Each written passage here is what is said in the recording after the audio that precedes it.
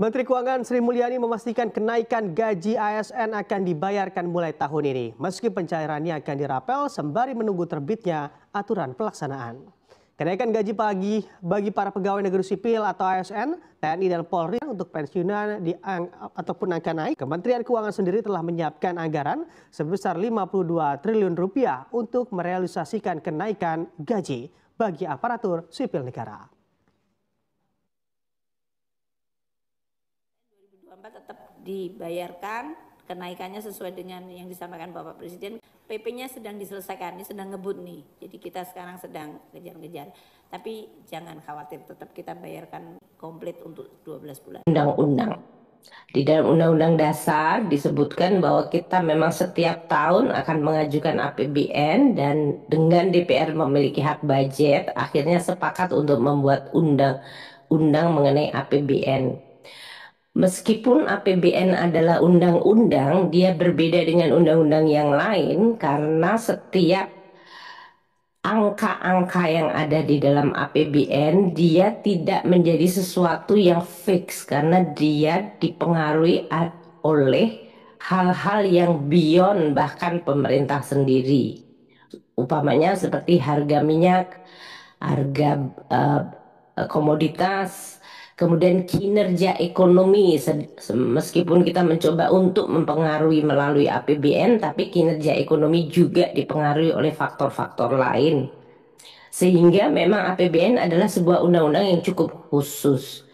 Meskipun dia banyak faktor yang beyond our control, tapi APBN sebagai instrumen fiskal mencoba untuk terus menjadi instrumen yang menjalankan fungsinya, yaitu alatnya pemerintah negara untuk mencapai amanat konstitusi.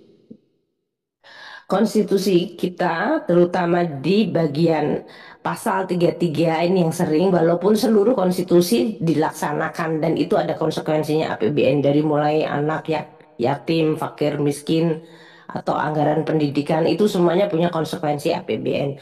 Namun kami secara khusus mungkin mengquote apa yang sering disampaikan oleh Bapak Presiden Prabowo, yaitu pasal 33, di mana perekonomian disusun oleh sebagai usaha bersama berdasarkan azas kekeluargaan. Cabang produksi yang penting bagi negara, menguasai hajat hidup orang banyak dikuasai oleh negara. Bumi, air, dan kekayaan negara dikuasai oleh negara dan digunakan sebesar-besarnya kemakmuran rakyat. Tools untuk mencapai dan menjalankan ini, salah satu yang paling penting adalah APBN sebagai instrumen fiskal. Fiscal policy dan tools ini juga menjadi alat andalan untuk pemerintah yang dipilih secara demokratis menjalankan prioritasnya. Dalam hal ini Presiden Prabowo melaksanakan 8 strategi ekonomi: ketahanan pangan, ketahanan energi, makan bergizi gratis, program pendidikan, program kesehatan, pembangunan desa, koperasi, dan UMKM, serta pertahanan keamanan dan akselerasi investasi serta perdagangan global. Ini adalah yang dimandatkan oleh konstitusi dan menjadi strategi atau prioritas utama pemerintah. Namun lingkungan di mana kita berupaya mencapai cita-cita itu tidak pernah statis. Kita melihat ketidakpastian global yang makin tinggi. Hari-hari ini mungkin adalah hari di mana multipolaritas itu menjadi suatu hal yang akan terus kita hadapi. Negara atau dunia menjadi fragmented dan itu dicirikan oleh sistem yang cenderung proteksionisme dan merkantilisme. Perang juga menjadi sesuatu yang nampaknya menjadi sangat convenience untuk menjawab sebuah kepentingan.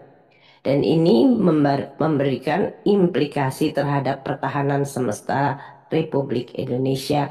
Kita sudah melihat apa yang terjadi di Ukraina, kita lihat apa yang terjadi di Gaza, kita juga lihat apa yang terjadi di Iran.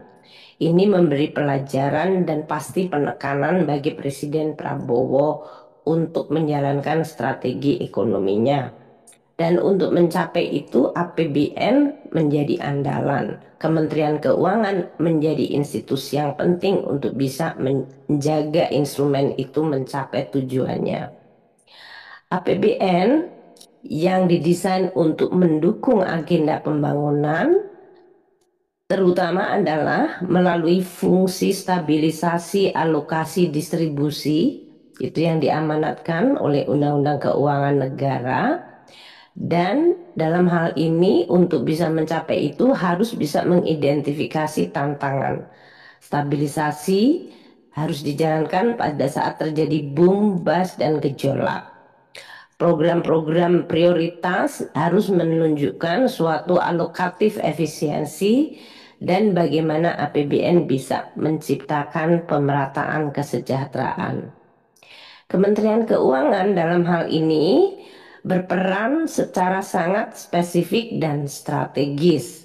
Tugas Kemenq sesuai dengan Undang-Undang 17 tahun 2003 mencakup tugas pokok yaitu merumuskan kebijakan fiskal pasal 11 seperti kami menyampaikan KEM PPKF dan nota keuangan, mengelola kas negara pasal 12. Ini yang dilakukan oleh Dirjen Perbendaharaan, mengelola utang negara pasal 13 oleh Dirjen PPR, mengelola aset negara pasal 14 oleh Dirjen Kekayaan Negara, melakukan pembangunan akuntansi dan pelaporan keuangan pasal 30-32 itu yang dilakukan oleh seluruh unit di koordinasi Perben, dan pengawasan serta pengendalian oleh Inspektorat Jenderal.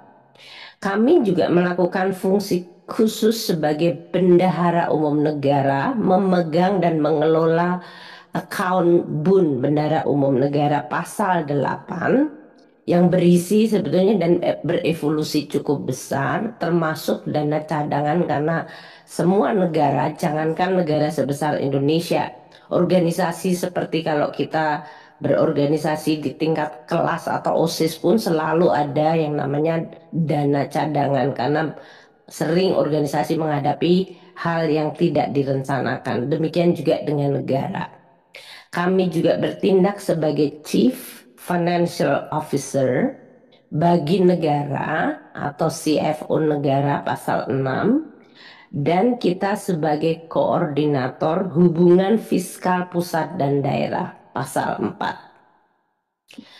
Prinsip-prinsip tersebut harus dilaksanakan berdasarkan pasal 3, transparansi, akuntabilitas, value for money, dan prediktabilitas.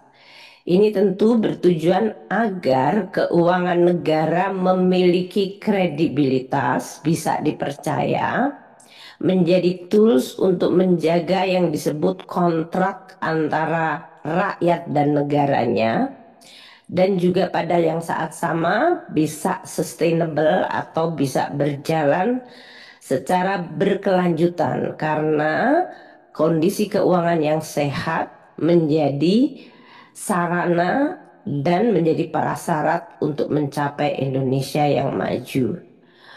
Dan inilah yang terus kita lakukan di dalam Kementerian Keuangan. Mari kita lihat keuangan negara yang tertuang di dalam APBN. Kasihan sih Mas, jangan pecah ya Mas. Oke. Kalau kita lihat APBN kita itu setiap tahun meningkat, dan nanti kami kaitkan dengan anggarannya dari Kementerian Keuangan, itu relatively sebetulnya stagnan. Ini menggambarkan kami merasa bahwa kami tidak berhak untuk earmarking terhadap berapa volume APBN, tapi kita betul-betul melihat organisasi Kementerian Keuangan yang memang harus dibangun. Tidak harus selalu linier meningkat sesuai dengan volume APBN. Namun kami berterima kasih kepada Komisi 11 yang selama ini sudah terus meneliti APBN dan rencana kerja anggaran kami untuk kemudian mengidentifikasi apa-apa yang memang harus dibangun dan diperkuat di Kementerian Keuangan. Karena tugas kami begitu sistemik mempengaruhi seluruh Republik Indonesia. Kita lihat untuk APBN tahun 2000, ini tahun berapa ya Pak ya? 2024 ke 2025.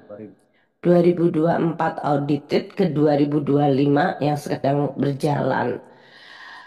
APBN-nya naik dari sisi penerimaan negara 2,3% year on year mencapai 3.004,5 triliun. Belanja negara untuk pemerintah pusat belanjanya 2.701,4 naik 2,34 dan transfer ke daerah naik 0,6% atau 919,87. Pembiayaan negara mencapai 775 dan pengelolaan aset negara telah mencapai 13.692 triliun, naik 7,57. Sebetulnya kemarin saya kepengennya nunjukin 5 tahun kenaikan, tapi karena teman-teman mungkin agak keburu-buru dapatnya 1 tahun aja. Nanti untuk menunjukkan naiknya itu betapa cukup dramatis dari 1 tahun. Tapi orang Kemenku memang rada humility-nya tinggi Pak, dia nggak mau umum gitu. Tujuannya adalah untuk menggambarkan betapa size dari APBN kita, entah dari penerimaan, belanja, transfer, dan kekayaan negara itu melonjak cukup tinggi. Sementara Kementerian Keuangan relatif size-nya adalah tidak banyak berubah. Jumlah rata-rata transaksi yang kami kelola, umpamanya faktur pajak lebih dari 2,3 juta. Ini transaksi harian bukan bulanan. Setiap hari 2,3 juta. SPM kita punya 22.894 dokumen. Dan untuk dokumen kepabeanan 39.680 dokumen. Kami mengelola stakeholder yang begitu luas. Seluruh kementerian lembaga sekarang jumlahnya 99, naik cukup drastis dari tahun lalu yang 86 KL. Pemerintah daerah juga naik mencapai 546 Pemda, desa 75.266, Satker sekarang mencapai 19.439 Satker. Wajib pajak kita sudah menembus di atas 80 juta, yaitu 82.230.000, dan eksportir itu 148.000 eksportir importir. Ini adalah volume kegiatan yang harus dijawab tidak selalu dengan nambah orang, tapi investasi di bidang sistem. Kementerian Keuangan mengawal siklus APBN. Seperti yang kami sampaikan kemarin di Komisi 11 maupun di Badan Anggaran dan di Paripurna. Setiap tahun kita ada di 3 dimensi waktu. Seperti tahun ini kami sedang dengan DPR membahas Undang-Undang Pelaporan dan Pertanggungjawaban APBN yang baru ditutup 2024. Sementara pertengahan tahun kami melapor ke DPR untuk laporan semester dan DPR menanyakan proyeksinya gimana akhir tahun, karena undang-undang APBN kan memang tidak fix. Angka bergerak semua, penerimaan, belanja maupun pembiayaan. Dan pada saat yang sama kami dengan DPR sudah mulai membahas APBN 2026. Ini yang menggambarkan 3 kaki ini harus terus kita lakukan, sehingga memang tidak ada bulan yang merupakan bulan tidak sibuk. Dari mulai Januari sampai dengan Maret itu biasanya penulisan pelaporan dan auditing BPK.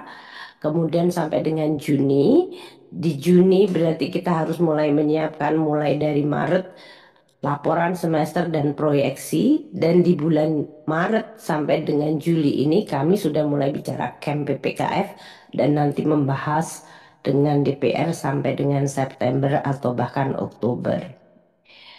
Nah, Kementerian Keuangan juga harus melakukan perencanaan, penganggaran, pelaksanaan, dan pertanggungjawaban.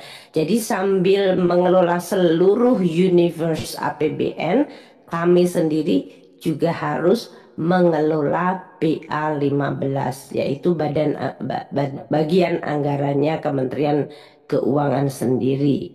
Dalam hal ini, total anggaran 2025 42,8 triliun. Kalau ditambah BLU itu adalah yang di-attach ke kami seperti kelapa sawit, LPDP, Elman, itu semuanya menjadi 53,19. Efisiensi 8,9. Mana? Ini dari Oke. 2025 deh. Dari 2025 42,8, kami dipotong efisiensi 8,9 triliun. Sementara size APBN-nya tadi di halaman 1 justru mengalami kenaikan. Nah, kami ingin mulai di bagian kedua kalau diizinkan untuk Pak Sua meneruskan, Pak, supaya suara saya masih bisa di-preserve sampai dengan akhir sesi ini. Pak Sua bisa meneruskan untuk yang bagian kedua, dan nanti bagian penerimaan maupun yang lain Pak Sua maupun Pak Tommy. Silakan. Silakan. Tapi terima kasih Bu. Izin Penjelasannya luar biasa tadi. Silakan dilanjutkan oleh Pak Wamen. Terima kasih Pak Ketua. Yang kami hormati Bapak Ketua, Bapak-Bapak Wakil Ketua, dan Ibu Bapak anggota Komisi 11. Kami izin melanjutkan di bagian kedua pengelolaan sumber daya Kementerian Keuangan. Yang tentu pengelolaan sumber daya ini adalah untuk menjalankan target-target yang di depan tadi. Target penerimaan, mengelola belanja, mengelola pembiayaan, bukan hanya mengelola di dalam satu dimensi waktu, tapi juga mengelola dalam di beberapa bulan itu bisa mengelola tahun yang lalu, tahun ini, dan juga sudah harus berpikir mengenai tahun depan. Nah, dengan tuntutan untuk pengelolaan seperti tadi, maka kami mendesain pola kerja Kementerian Keuangan dengan pola pikir seperti yang ada di gambar sebelah kanan ini. Mungkin kalau boleh saya agak menguraikan sedikit. Pertama, tentu kita ingin terus mendukung yang namanya apa sih menjadi prinsip kerja dan target kerja Kementerian Keuangan itu. Kita merumuskan di kotak yang paling kanan atas biru itu, yaitu pengelolaan fiskal yang proaktif. Artinya ini kalau proaktif itu berarti harus kita yang ada di memiliki inisiatif, harus adaptif, yaitu cepat untuk menyesuaikan, untuk kedaulatan pangan dan energi, serta ekonomi yang produktif dan inklusif. Dan beberapa indikator kinerja yang akan terus kami perhatikan adalah tingkat pertumbuhan ekonomi, stabilitas sistem keuangan, rasio-rasio APBN termasuk rasio defisit, rasio utang, penerimaan negara, belanja, dan yang lain. Ini adalah satu set indikator yang kita terus gunakan untuk menilai pengelolaan fiskal yang proaktif dan adaptif untuk kedaulatan pangan dan energi, serta ekonomi yang produktif dan inklusif. Tujuan ini dikelola oleh seluruh eselon 1, seluruh unit eselon 1. Jadi tidak ada satu unit eselon 1 yang bekerja hanya sendirian. Ketika dia mengerjakan seluruh tugas itu, maka keseluruhan peran Kemenkyu dijabarkan dalam 5 program. Ini adalah yang bulatan-bulatan kuning. Pertama adalah mengelola kebijakan fiskal, merumuskan dan mengelola kebijakan fiskal. Yang kedua adalah mengelola penerimaan negara, pengelolaan penerimaan negara. Ketiga, pengelolaan belanja negara. Keempat, pengelolaan perbendaraan, kekayaan negara dan resiko. Dan yang kelima adalah didukung, landasannya adalah semua dukungan manajemen. Selain itu, Kementerian Keuangan juga diberi tugas melaksanakan tugas khusus melalui 7 badan layanan umum sebagai Special Mission Vehicle Kementerian Keuangan yang biasanya juga ini di dalam diskusi dan pantauan teman-teman seluruh unit eselon 1 dan juga dalam pantauan Komisi 11. Jadi 5 kebijakan yang bulat-bulat kuning itu kalau pengelolaan penerimaan negara adalah untuk mendukung pelayanan prima di dalam penerimaan, perluasan basis penerimaan, dan juga melakukan pengawasan yang efektif. Pengelolaan belanja negara adalah meliputi perencanaan, penganggaran, serta monet belanja negara, dan pengelolaan perbendaharaan kekayaan negara dan resiko ini termasuk di dalamnya melakukan digitalisasi perbendaharaan, utilisasi aset, pendalaman pasar, dan juga sektor keuangan yang optimal. Sementara dukungan manajemen adalah untuk mengelola organisasi, SDM, pengelolaan keuangan, pengelolaan data, IT, dan pemanfaatan artificial intelligence secara andal dan berkualitas, serta pengawasan, pengendalian internal, dan manajemen resiko yang efektif. Dan tugas-tugas khusus dari SMP adalah untuk mencapai tugas dari SMP sebagai Special Mission Vehicle dari APBN dan Kementerian Keuangan.